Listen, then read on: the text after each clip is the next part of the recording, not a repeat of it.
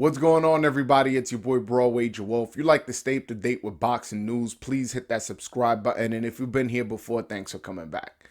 So today we're going to talk about fight of the year. There was a lot of good fights this year, so it was hard narrowing down the fights. I narrowed it down to 3 fights that I think have a legit argument for fight of the year, just because I didn't want to make the video too long, so I narrowed it down to 3. So the first fight we're going to talk about is Chocolatico versus Estrada. This was a good fight. I know a lot of guys, are not a big fan of the little guys when they fight. Anything under 130, it's like hard to get people to watch for whatever reason. But these guys are warriors, man. And if you guys missed out on this fight, you missed out on a war. This was a straight back and forth war that ended in a very close decision. Some people think it's controversial. Estrada got the decision. I actually think Chocolatico won, but I'm not one of the people that are banging on the table going, oh my God, that was a robbery. That was terrible. This was why boxing. No. That's not me. It was a close decision that could have gone either way.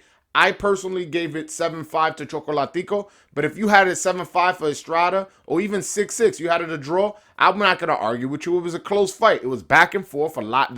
They both took a lot of punches, and I felt like Chocolatico came on strong at the end to pull out some of those rounds. But at the same time, some people liked what Estrada was doing and maybe gave those rounds to Estrada. I don't know, but either way, we got a great fight. It looks like they're going to have a rematch upcoming here in 2022. So if you guys thought it was a controversial decision, I think we're going to get it again, and we'll see who's the better man then. But either way, this fight definitely is candidate for fight of the year. Now, the second fight I want to talk about is Tyson Fury versus Deontay Wilder. This was for the lineal heavyweight championship of the world, also for the WBC belt. So it had a significance in the boxing world. Anytime heavyweight champions are fighting, it's a big deal in the sport of boxing. Especially when you add on to the fact that these guys have history. They fought twice. First time it was a controversial draw where Tyson Fury got dropped twice and he got up in the 12th round to finish the round. Second fight, he knocked out Deontay Wilder, but Deontay Wilder started accusing Tyson Fury of all these cheating allegations. Also, he accused his trainer of poisoning him, of him wearing this suit that's too heavy that tired his legs out by the time he got to the ring. There was a lot of excuses, and although I didn't like the excuses, specifically what he said about Mark Breland, I do have respect for him. Excuse me. I do. It did add to the story. It did add to the storyline. That's what I was trying to say. As far as you anticipating watching this fight, you're like, I don't know. Was the suit? Was Fury cheating? Was this? Was that? I mean, that's what some people were telling me, and they were getting more and more interested because of the controversy, which I found interesting. So this was a big fight in the sport of boxing, and they ended, with both guys going down multiple times. It was a fantastic knockout. And again, when you're seeing these big guys just hit the ground, I don't know why, it just adds a level of entertainment. This was a fantastic fight. It went back and forth. But at the end of the day, it's still not my fight of the year. My fight of the year is George Kambosos versus Teofimo Lopez. I may be biased, I'll be honest, because I was there at the arena. So I felt the energy. I saw that upset live and direct. But again, it was for the lineal lightweight championship fight. And whether you want to say it's for undisputed or not, it either was for undisputed if you're on that camp, and if you're not from that camp, it was for 3 belts. So it was for a significant amount of status in the lightweight division, especially when you add on top of it that it's for the Ring Magazine / lineal championship. So that fight right there, it was a back and forth. It had all the elements of a fight of the year. It had Teofimo predicting a first round knockout but getting dropped in the first round.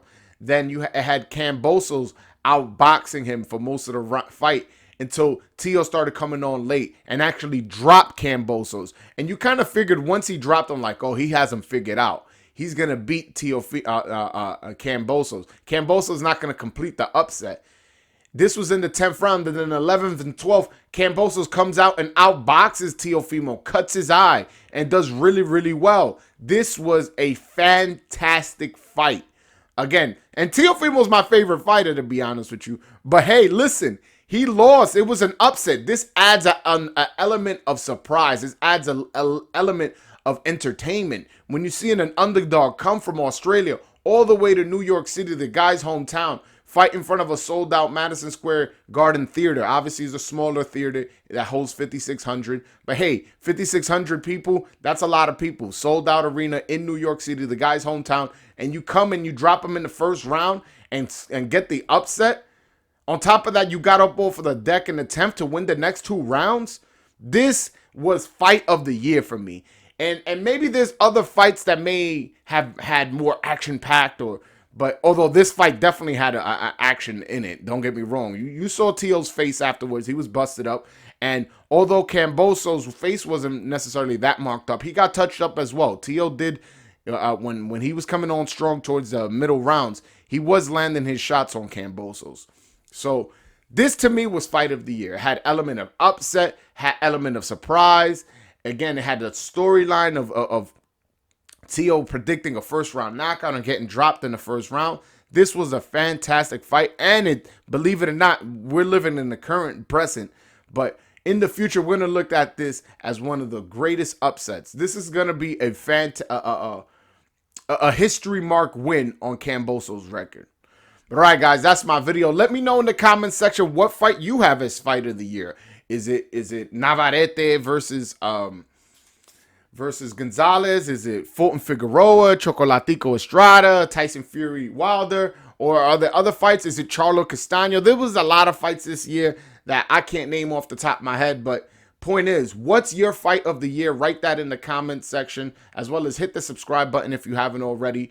And hit the like button if you haven't already. Also, I go live every single Wednesday, 7 p.m. Eastern, 4 p.m. Pacific. It's a live call-in show. So if you guys want to call in, express your opinion, express to me why fight of the year was something else and I picked the wrong fight of the year, that's all cool. That's all cool, man. Just call in Wednesday, 7 p.m. Eastern, 4 p.m. Pacific. But all right, guys, till next time. Peace.